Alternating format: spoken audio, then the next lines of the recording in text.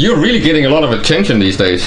It's gas, isn't it? It's suddenly just exploded out of nowhere.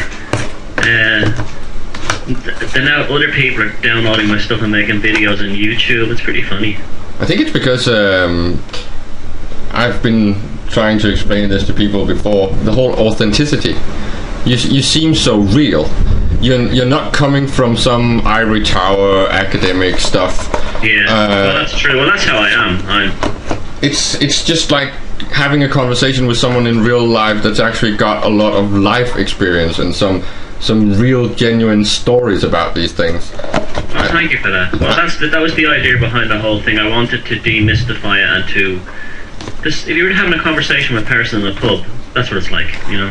And I was you actually inspired me a lot, because I had a long discussion with my partner about the whole authenticity and the whole ivory tower problem, that people are so paralyzed that they don't dare think for themselves anymore.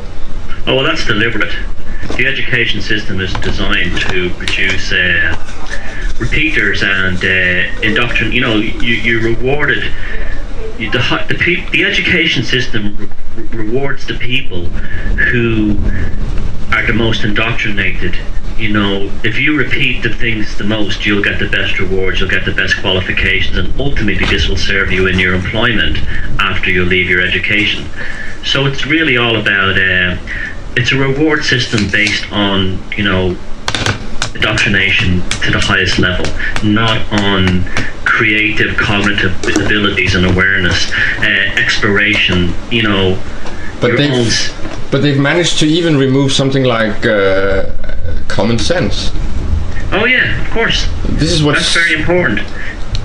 They're trying to create a new culture. They're trying to create a brand new global culture that's a one-size-fits-all, and it's just business. It just makes their political business, their corporate business, and their social engineering business more seamless across borders if they can implement a global culture, even if it goes against common sense, and even if it makes no cultural sense, or even if it goes against human, you know, biological sense. It's still what they want, because they want to streamline human behavior, and you know, and they have been at this for a very, very long time, but technology now allows them to do it, you know, much more efficiently. Look how they treat these, what they call rogue nations, who decide to exist outside the Western paradigm.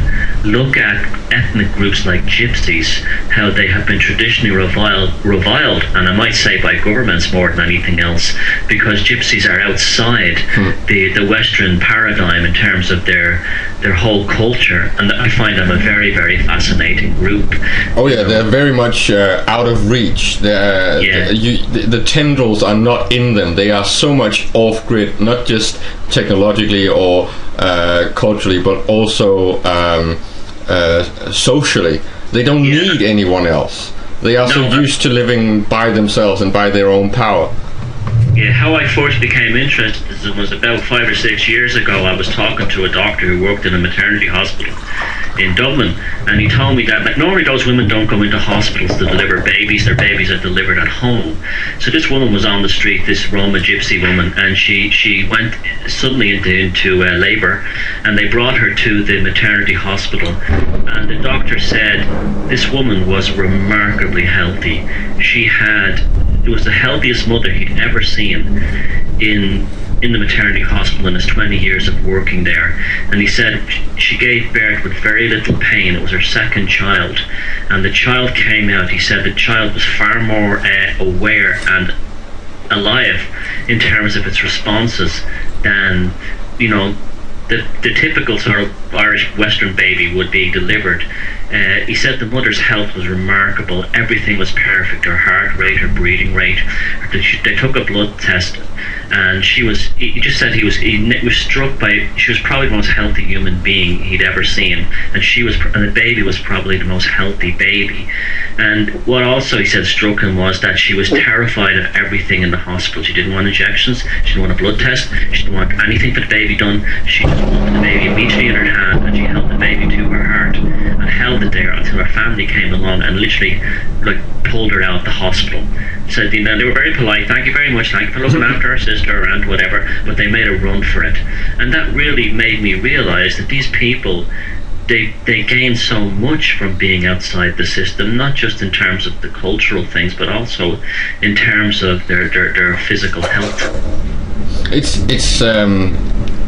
It's also related to the whole thing of the fact that these people, they are not surrounded by these mechanisms, these ways of thinking that we are so used to, right? We touched upon symbols and things like that, and you mentioned that she was afraid of the hospital ward. Well, if you think about how a hospital ward is designed and what it looks like and feels like, it's very unhealthy to your mental state.